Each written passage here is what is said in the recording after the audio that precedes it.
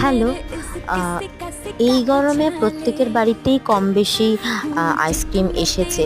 তো আমাদের বাড়িতেও এসেছে প্রচুর আইসক্রিম। তো আ ওইদিন ভাতিলালের একটা আইসক্রিম আনাতে তো দেখলাম খুব সুন্দর কৌটোর মধ্যে ছিল আইসক্রিমটা।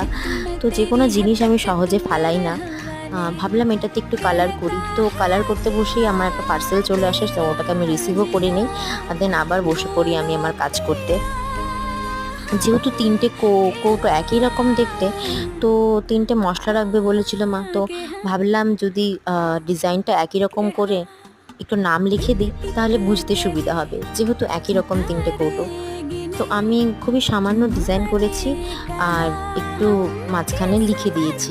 একটাতে ছিল ব্ল্যাক সিড, একটাতে ছিল জিরা, আর একটা রেখেছি হলো চিলি পাউডার।